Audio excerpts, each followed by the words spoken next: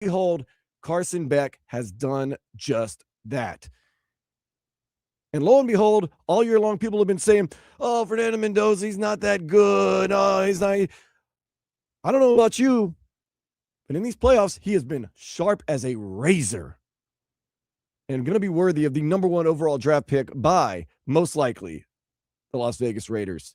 Vlad, when we're right, we're right. When we're wrong, we're wrong. I'll admit it. We were right about Carson Beck. We were right about Fernando Mendoza. We said it before the season, and we carried it throughout the season. Even after the SMU loss, we said, don't count Carson Beck and this team out. And lo and behold, they are rolling right now, setting up a very exciting national championship right here on 104.3 FM WQAM. I can't wait. I call it the Cafecito and Chocletas Bowl. Already, Indiana, a 7.5-point favorite. And if you watch that game last night against Oregon, you see why they're a 7.5 favorite against anybody. They took the lead in the first 10 seconds of the game last night on defense. They didn't run an offensive play until 7 minutes left in the first quarter. Utter domination. And Fernando Mendoza, he went 17 for 20 and threw 5 touchdown passes. Once again, I don't think he's that good. Okay, believe that. Yeah, I already have Canes fans starting to think like, okay, Oregon is not us. Yeah, okay, cool. But Indiana aren't the teams that you faced. Pound for pound, on the whole body of work, Indiana is by far the best team in this country. In this country. But you don't have to be the best team all year long. You only have to be the best team one night against them. Miami, defend your home field. Fernando Mendoza, get nervous about coming home. Don't get hyped about it. Get nervous. Please, please, please, please. Fernando Mendoza is... He's a beast. He's a beast. And this is the thing. For the people that say, his numbers aren't that good, man, he throws darts and dimes. And, by the way, he has pocket presence like an NFL. Well, no, I'm sorry. I shouldn't say an NFL quarterback because we have one in town that has no pocket presence. A all-pro NFL quarterback. You see the way he shifts in the pocket, steps up, moves around, takes a little half step here and there. Impressive. They're a very good team. Physical. It's going to be, Vlad, it is going to be a physical national championship. It's going to be two teams that like to get nasty. That's the thing. If you want to get nasty, Indiana can get nasty with it as well. But you've seen what they did. That was a good Oregon team. They dominated. People want to hate on Alabama. That was a good Alabama team with a lot of NFL talent. They dominated. They went up to Oregon early in the season, right? Pretty much. Was that Eugene? Yeah, that's Eugene. They no doubted them, basically. I watched the game. There was never a time. No doubt. I never thought there was a time that Oregon was going to win that game. And then last night in a revenge game where Oregon had every reason to win, 10 seconds in, the game was over. Low key, they gave you the premise to beat Ohio State. They did. I was, doing my thing at Duffy's, and they said, we're going to turn off the sound for the game because we want to play the music. No music during the game. So I said, well, if it gets to be a blowout, I'll put the music back on. They scored in the first 10 seconds, and one of my guys, Johnny, turns to me and goes, you might have to put your music on after the first quarter. It was a romp, and that team is really good. And that's the thing. Miami built from the trenches out. They're very strong. This team has very few weaknesses. And last night, of course, was a perfect game for them, but they have done that all year. This is going to be a game, Vlad. It's going to be a game. It is going to be a game. And you can see why they're a 7.5-point favorite, but they would be a 7.5-point favorite against any team in the country. So don't feel bad if you're a Miami Hurricanes fan. I have a friend. You saw him. Trevor. Trevor the Canes fan. Shout out to him and his wife, Judy, Amy. And be careful. Yeah, I call him Judy. He's Amy. Shout out to Amy. They're already saying, 7.5 points. Christmas came early. I'm like, relax, guys. Just relax.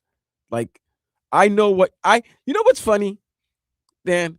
How fans are after the fact and how they are when things are going on in real time. In real time, they're crapping bricks.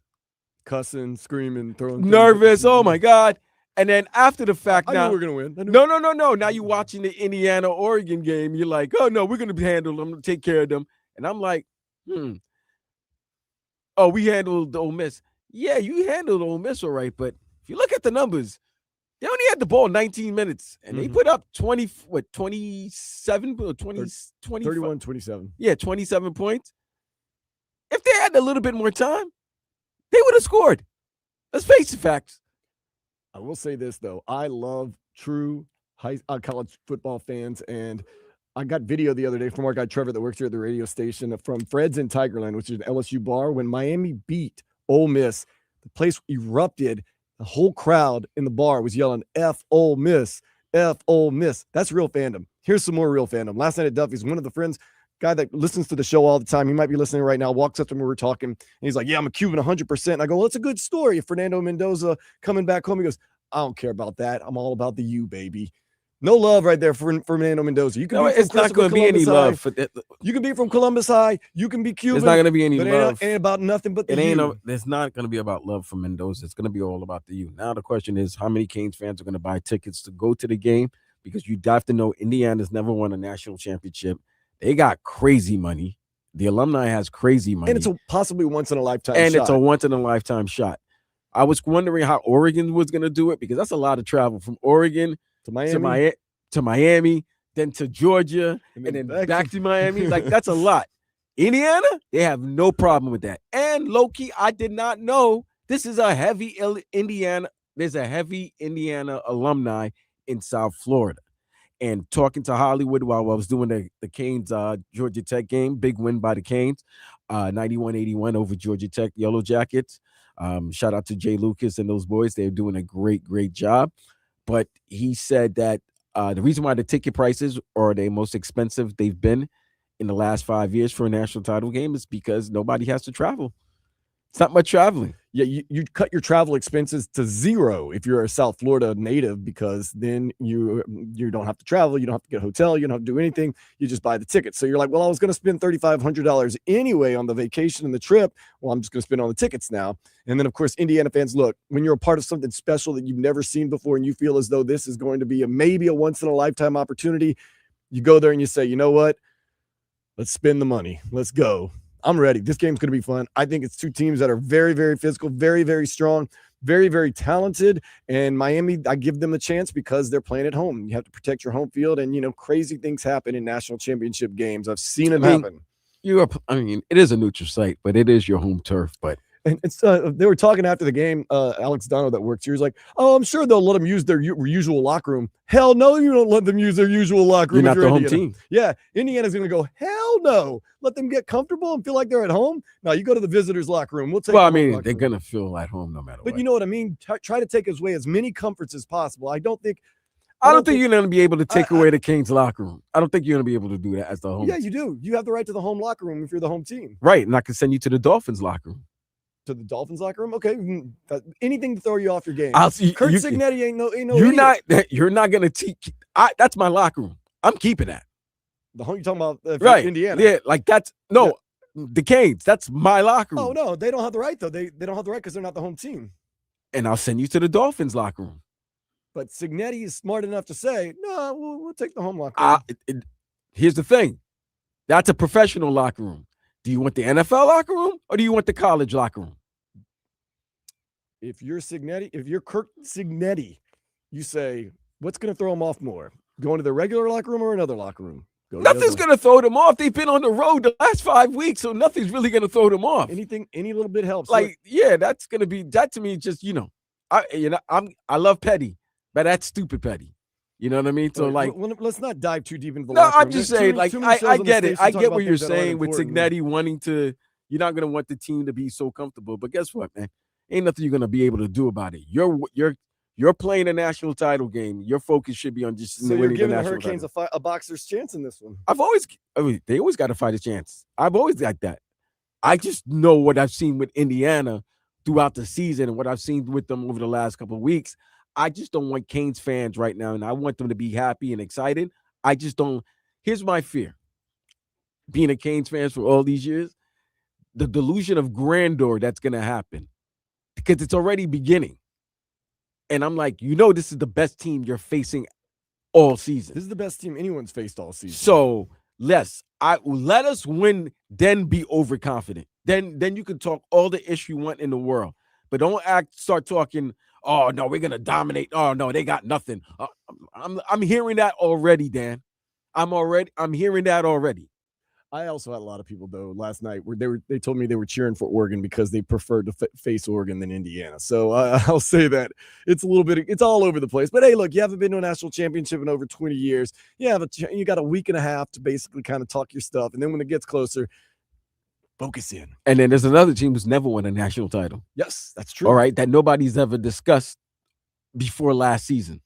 Yes, they've had this past 2 years have been fantastic if you're an Indiana fan. And they got a coach who's just as ornery and mean and really good. He doesn't look like a coach. Like Cignetti. Cignetti, man. You heard what they asked him? They said, "Are you happy at Indiana?" He goes, "For now." He's real. Like he tells it like it is. There's no, he doesn't. No, he tells it to you raw. He gives it to you raw and uncut, and I respect that. That team and that defense. Woo, we got a defense here in Miami. They got a defense as well. I don't think this is going to be a high-scoring game, bro. I don't think it's going to be a high-scoring game. But Mendoza, to that Sabat receiver, that big number 13, that guy looks like he's already an RVA all-pro. Richie's right. This guy eats grass before the game. He touches the grass and puts it in his mouth. What 65-year-old man is doing that? That's an old Les Miles thing. Well, for LSU. I can understand with that when you're in your 30s and your 40s. At 66, at 65, 66, you shouldn't be eating grass. Mm-hmm. Look, it's going to be a fun one. We got time to get ready for it because Indiana, they did dismantle Oregon last night, 56-22. It was about that close pretty much the whole game. Nastiness. Miami, of course, going to host the Hoosiers Monday, January 19th, Hard Rock Stadium National Championship game. NFL games today, 4:30. Panthers, yes, they host the Rams because they're going to get killed. Panthers barely won the NFC South. They're going to get destroyed. And then at 8 o'clock, the Bears host the Packers because the Bears won the NFC North. And they're a home dog in the playoffs. You got to put some respect on the Bears, man. They're a lot better than people are giving them credit for. I know they barely win every game, but still. I think they're gonna beat Green Bay handedly. I think you get the Rams tonight. I think the Rams are gonna destroy the Panthers. I think the Panthers put up a fight. They got some pride. No. Do you understand the Rams know that the reason why they're not the number 1 seed is because they lost to Carolina? Oh, that's one of the reasons. Like that's one of the main reasons. And the 16-point lead that they gave up to Seattle and not recovering that backward pass that became a 2-point conversion. But that was just weird obstacles and things that happened in that game. That Carolina-Seattle game early in the year, I think it was Thanksgiving weekend, they were going at it. And this is when the Rams were really like, this is when they were rolling on their roll. I think the Rams are going to remember that, clean up, and they're going to lay the smackdown on Carolina's ass. Do you get the good Panthers or do you get the bad Panthers? We've gotten the bad Panthers the last 2 weeks. That's true, yeah. And guess what? Although that game against Tampa Bay in the rain, that was the sloppiest game I ever saw. Guess what? They both teams are dealing with the same conditions. They were terrible. Both teams are terrible. They're both dealing with the same conditions. Baker Mayfield's a loose cannon to begin with. Put him out there in the rain and the just sludge. It was just, ugh. Nonetheless, okay, so we'll watch those games and get ready for them. Busy week for the Dolphins. They fired Mike McDaniel after 4 seasons, and they have hired Packers Vice President of Player Personnel, John Eric Sullivan. I have no idea now who the coach is going to be. I really thought they were going to get the guy from the Chargers because he has that connection to the Harbaughs, and on Monday they were going to announce that John Harbaugh was the next coach of the Dolphins. Now I have no idea where these guys are going to go. It's all right because I think a lot of decisions are going to happen after this weekend.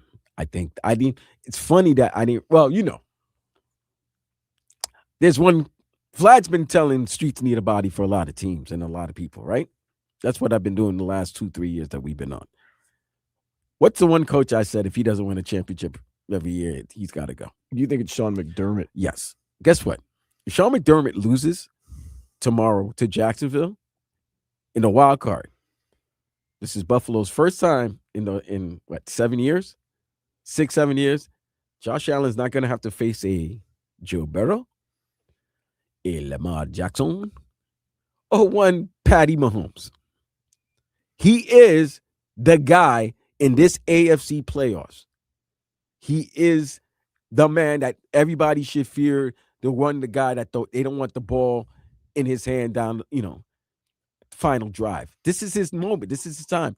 If he loses, Buffalo's moving to a new stadium next season. How many years are you going to be wasting Josh Allen's prime before they get to the Super Bowl?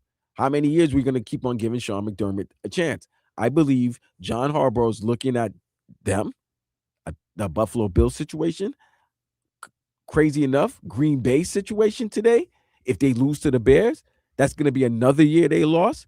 And Mr. LaFleur, his name could be fired or let go. And I think John Harbaugh is looking at these situations where let me go to a situation that's kind of already set and just needs my voice and my leadership. You don't want to go to a situation where you don't have a quarterback. Guess who doesn't have a quarterback? Guess what situation without a coach right now doesn't have a legit quarterback that John Harbaugh would feel comfortable, in coaching?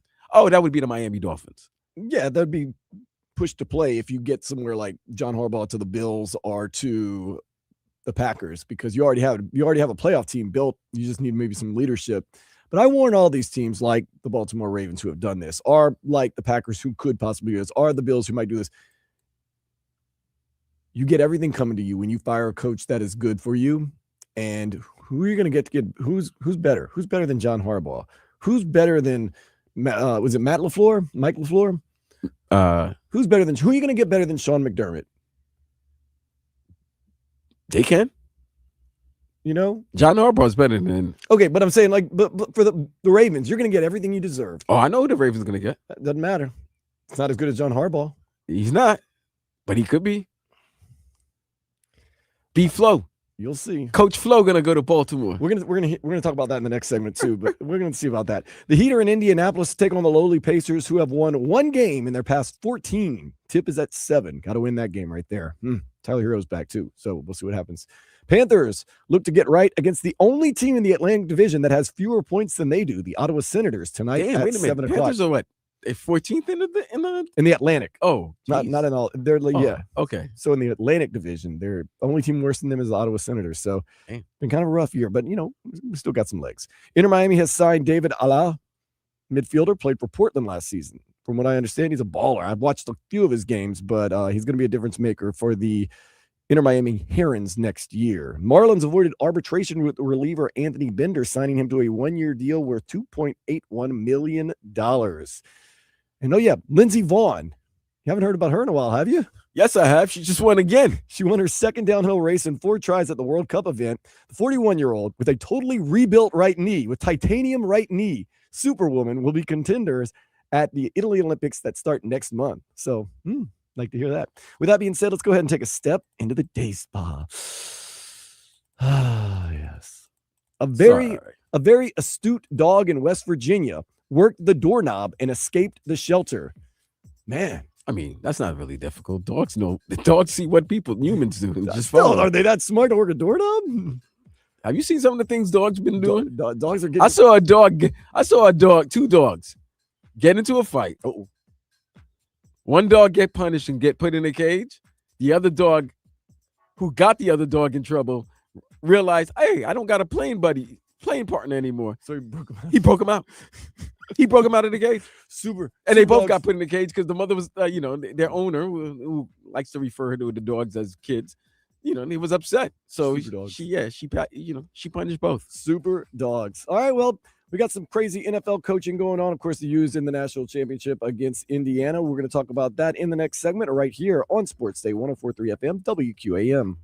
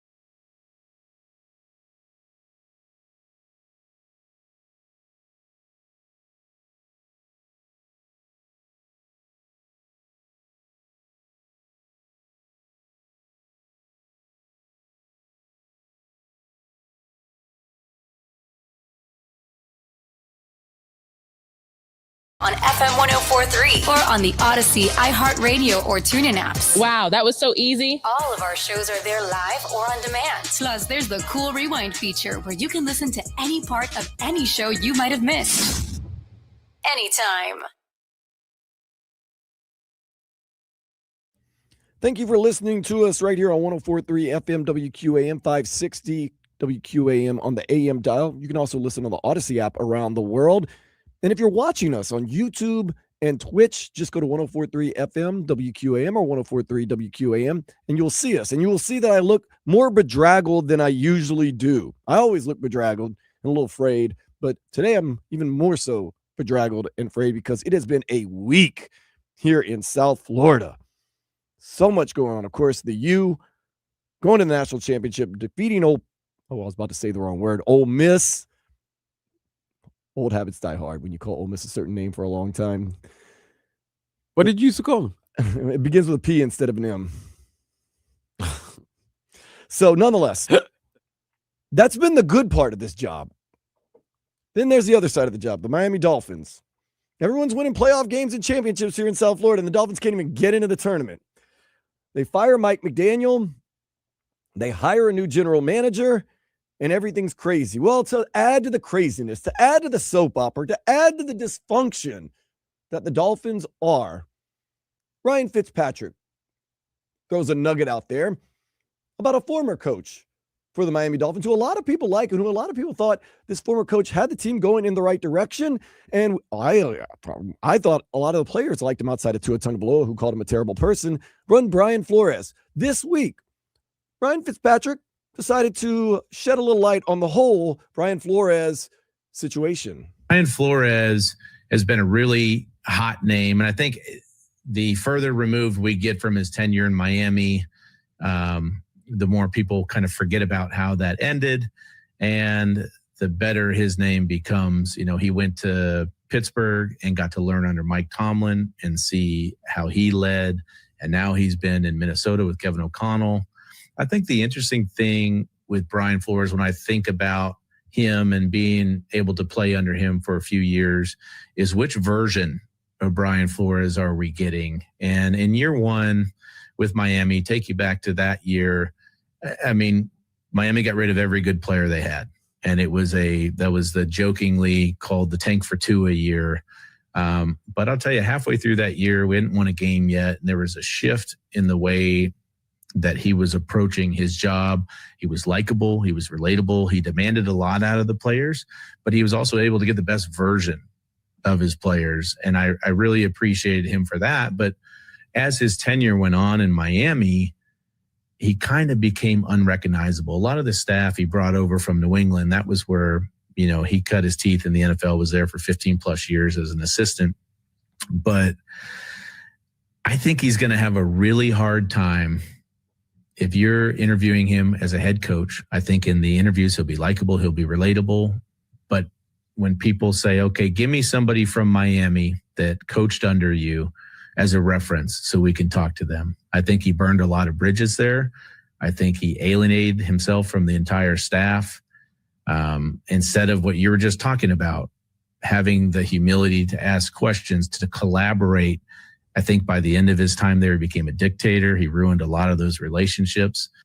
My goodness. I had no idea that there was dissension when Brian Flores was coaching this team, outside of him firing his coaches and the coaches saying they like all 31 teams in the NFL except for the Dolphins. Man, this organization, they really do need to blow it up from the bottom and start over. And I think that's what they're doing, because everybody just flounders away in the Dolphins organization. Well, I mean, first of all, Fitzpatrick's still upset the fact that he was winning when he was coaching the Miami Dolphins. I mean, when he was quarterbacking the Miami Dolphins, and then the number one pick the first round, number 5 pick of the draft had to be inserted into the offense and start. And he was bitching and complaining about that to the point. But he did play. Remember that great Raiders victory on the road on that Saturday night? His helmet was sideways. He still completed the pass. Still completed the pass. I've always said this. You played better and ended strong, or finished strong, when Brian Flores was the head coach of the Miami Dolphins. Flores and McDaniel are total opposite, polar opposites And neither succeeded, be honest. in many ways. But you know what I can say? These Flores, you could see where the level was going up and up. He never got another chance. Because remember, that first year, Like he goes, they got rid of all their good players. I was a starting quarterback on that team, by the way. Right. He said that. That's what he's saying. Yeah, but you notice he says no good players. They got rid of all their good players, but yet he was on that team. So what does that say Right. about him? So, but okay. And what was that finish? He finished that season, what, 6-11? What they finished that year? His first season. I want to say they won 4 or 5 games. Okay. I can't remember the exact record. I'll it check. was single- But then it was definitely single I do digit. remember they finished strong. His second They did finish strong. and his third season, then he was let go. Mhm. Cool. And then you could say that maybe the same players that McDaniel had, that Flores had, McDaniel had, but they went 9-8. Mhm. They added more, 11-6, but they never finished strong. And it was those winning seasons that they did have, they would start off great and end poorly. And they also didn't win in the cold, and they also didn't beat teams that were. You know who playoff won in the contenders. cold? Brian Flores won some games in the cold. To the point he's the reason why We Tom. don't have Joe Burrow right now. No, and also he's the reason why Tom Brady didn't get a chance to be that final season of in New England. He beat the Patriots in New England and dropped the Patriots from a 1 seed to I believe a 3. And then they had to host Tennessee, and Tennessee eliminated them, and that was Tom Brady's final game as a Patriot. So yeah, that was Brian Flores led team that did that. Well, now is it finally the time that we start over clean? We got a new general manager. We're going to have a new coach. I'm guessing Tua is going to figure into the equation a little bit, but probably not be the starting quarterback next year. It's what everybody asked for.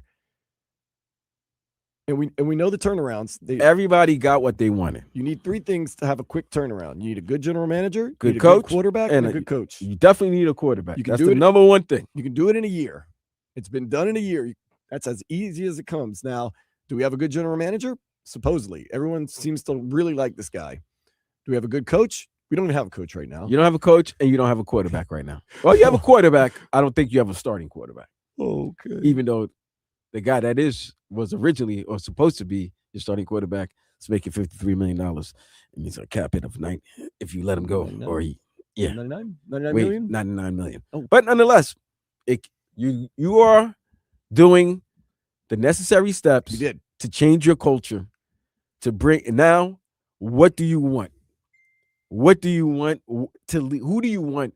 What kind of coach do you want to lead your organization in the next 5 years or so? You have to trust the independent guys like Troy Aikman. They found the best general manager that was available. That's going to be from the outside. He's not from the inside. Hopefully, he's not a yes man. It's someone that can stand up to Stephen Ross and say, let me do my job. But here's the thing I'm noticing. If a lot of teams are going to be hiring former players, because the Atlanta Falcons are hired, Matt Ryan As president of football operations, but they still want to be able to do their outside stuff, which is, play-by-play or studio analysts for TV. I don't know how I feel about that. it does seem a little bit of a conflict of interest. It is a very much of conflict of interest. Yeah, I don't understand that. Also, I'm Because they said Troy Aikman, they said was help for the GM, but now he's gonna help for the coach. okay, so he's staying on He's staff. staying. I don't know if he's on staff. Well, He's whatever you staying on call- consultation. Independent contractor. Right. He's staying on to help bring in the head coach. And if that's the case, you might as well keep him there with Dan Marino to figure out who's your next quarterback as well. That would be a good plan. Because if there's one thing I think they would know is when a good quarterback. They should know when they see a great good quarterback. recognizes great. They do. Real recognize real. Look, Dan Marino was never a huge fan of Tua Tagovailoa, if you didn't know that. I don't think. No, you don't have to think And I don't think that. Troy I can tell Aikman was a big fan of Mike McDaniel, Tell if you didn't know that. I can tell you. That Monday night game pretty much told you that. Yeah. So it's not a surprise. Mike McDaniel got fired when he saw Troy Aikman walk in the room. The new sheriff coming in town. Well, this is what I'm going to say about the Green Bay guy. One thing we know about the Green Bay Packers. Matt LaFleur. No. The Mike new McCarthy? GM. The new GM. New GM guy. Okay. John Eric his name, I got to get used to saying it because we're going to be saying it for a while now. His name is John Eric Sullivan, Irish guy. Mr. Sullivan. 20 years, right? 20, He 25 was years? over 20 years with the Green Bay Packers organization and held in extremely high esteem. And that means a lot because, first of all, they got to draft well because these players are not trying to stay in Green Bay. That is his expertise. He is known as a talent evaluator extraordinaire. So think about that. And he was getting great talent to come to Green Bay. What do you think he's going to do if he's a great talent evaluator and he has the city of Miami to dangle in front of these free agents, these rookies, like all these draft picks? He's going to be able to get players. Now, who's going to coach those players and lead those players? We need to see. That's his job. We'll see. We're going to see what's going on with the U. We're talking a little bit about the U next and close out the show. This is Sports Day on 104.3 FM, WQAM. Let's go!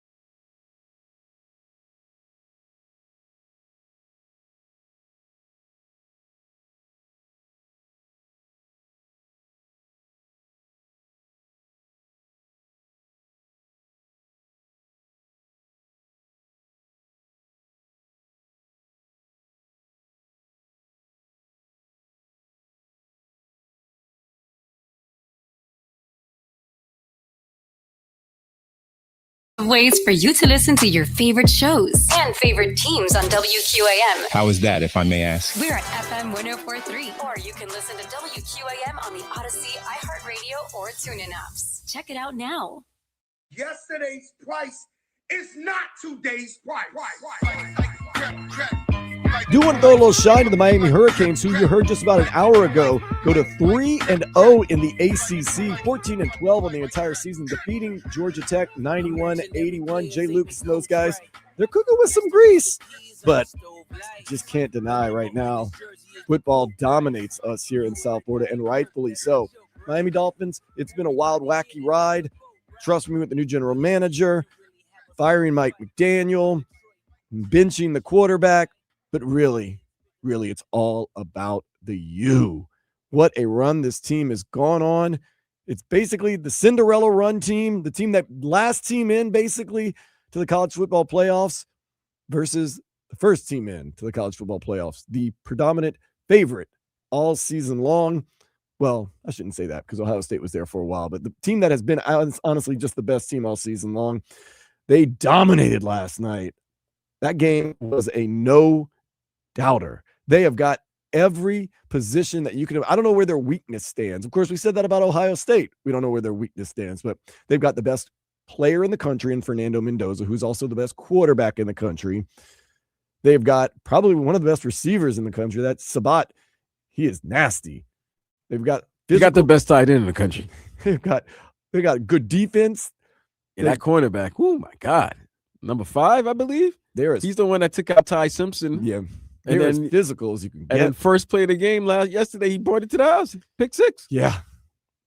But Miami, Carson Beck just keeps winning, baby. We told you. How is Carson Beck going to be successful this year? What would constitute a successful year in Miami? Playoffs. You and I said, go to the playoffs and win a game. He's done more than that.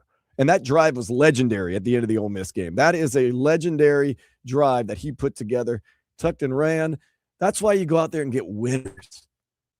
It's not about the numbers. You can put up all the numbers in the world, but if you don't have wins and rings to show for it, that's it. He has earned the $4.5 million. And I don't believe in this stuff, Vlad. People saying, well, the U's kind of playing with house money now. That's not the attitude of the U. They are not playing with house money. They are going to win that national championship. That is the one thing on their mind, and they are a failure in their minds if they do not win that national championship. No such thing as house money when you get to a national championship game. You've come this far, go ahead and take it. And plus, you're defending your home turf. Let's go. But Carson Beck, you paid him $4.5 million, however much, to win. And he has one of the best win percentages of quarterbacks ever in the NCAA. He's won some big games. He's been there, done that. Made some big plays. You got Malachi Toney. Pulled him into that concussion tent.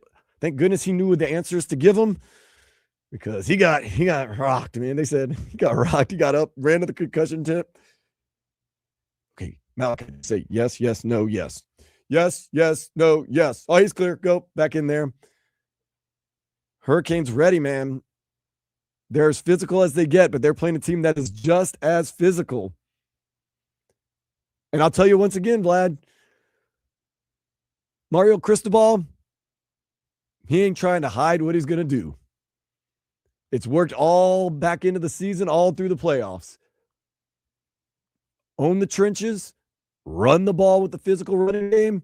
Carson Beck, make plays when you have to. Get the ball into Malachi Toney's hands as much as possible and give him hell on defense. He'll come out and probably tell you if you ask him. I wish you were on the show right now. I'd say, Mario Cristobal, just be honest. That's what you're going to do. And this is how physical and dominant Miami has been, Vlad. When they try to get cutesy, people get mad at them. Of course. When that flea flicker, people get mad. Let me tell you this, man. No trick plays. It's like, okay, do what you said you're going to do. You're doing it. You're doing it effectively. Just continue doing it. That's when you know you're dominating the ball. When you do a trick play or something fancy and your fan base gets mad at you. Because we don't want to see it. Here's the thing. You know your team's strength. Right. Well, but there's a larger scheme to things too. I think they do these things because it sets up other plays and sets up other things. There's a grand scheme to play calling. It's not just play call. They're not independent of each other. They're dependent on each other. So, but yeah, that's when you know you're rocking it, man, is when fan base, I don't want flea flickers. I don't want Malachi Toney throwing passes anymore. I just run the gut. The darn ball. The darn ball. Forget that I'm on the radio sometimes. It's been a while, you know. It's been a couple of days. So, man, I just use my name instead of the Lord's name. There you go. But yeah, man, this game, I mean, just imagine you win that game at home, 6th national championship, really the 7th national championship, and you've exercised all your demons. You went and beat Ohio State. You went and won the Fiesta Bowl. Then you go in there and you beat Indiana, who was the best team all season long, basically. Right, the only remaining unbeaten team. Yes. So, listen, we know what the job is. There's one more. I just take it like you've taken every team. You're going against a formidable opponent, number 1 team in the country, the only undefeated team in the country, who's trying to end I don't want to say a Cinderella season, but just a storybook. See, how about storybook season? Storybook season. This would be an unbelievable season for IU. To win it all, the Heisman included? Heisman, Big Ten, who you've taken out. You took out Ohio State in the Big Ten title game. You whooped Alabama's ass. You beat Oregon, who's been one of the top universities, the one top programs over the last 10 years. And then but no, I don't want that to happen. That's great. Listen, cafecitos and chocletas and all of that. That's cool. It's I know it's gonna be a great showing of love and support by the Cuban community, and I can't wait to see that. We love Mendoza. I'd like for you to be my quarterback in the pros. Dante Moore, I was very upset with your performance last night. Both times he played Indiana was pretty bad. bad. It's pretty crappy, but hopefully the Raiders do something stupid and draft them first. However, let's show our boy Carson Beck some love, man. Absolutely. This okay. is Vlad, the mental fortitude of this Miami Hurricanes team is so strong too. Anytime they could have lost it against Ole Miss, they came right back down and did what they had to do. This was good. Listen, I was going to tell you this. If they had lost the game, it would have been frustrating because it would have felt like all the Fiesta Bowls that we've played in, each game, there was some craziness or something weird that happened, and it felt like that's all that happened in that game. Because you look at the numbers, Miami clearly dominated that game. If Miami would have grabbed 2 of the 4 possible interceptions, yeah, that's right. The one that would have been a pick 6, this game would not have been as close as it was. Okay? But credit that other team. They were trying to be America's sweetheart. Everybody was loving Ole Miss because they wanted to get back at Lane for leaving them like that. But the Canes showed toughness. They showed that they can withstand adversity, self-inflicted adversity at sometimes, questionable referee calls at times. They were able to stay focused and, like Mario say, try to win that game and go 1-0 for that week. That was the other thing that really impressed me with the Miami Hurricanes. Of course, we were working here at the radio station, and post-game, Josh Darrow and Don Bailey Jr. were out there interviewing all the guys. Each and every one of the players at some point in the interview goes, yeah, we enjoy this one, but next week, let's try to go 1-0 next week. And Everyone. And that means they all are listening to the message of their head coach. They're locked in. Every single one of them said go 1-0 next week. So, well, special team. We'll be doing a big preview next Saturday. Oh, I'm excited about that. Yes. For the 90 minutes that we'll be on. Oh, yeah, that's right. We're going on at noon, correct? I believe around like noon to 1:30 maybe. Okay. Yeah.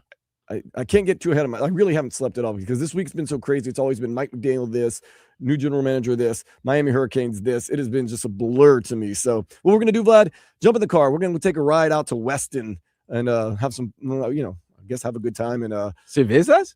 Cervezas? Nah, not me. Oh, damn. Not me. New year, new me. No, I'm joking. No, I'm just saying that. Really? No.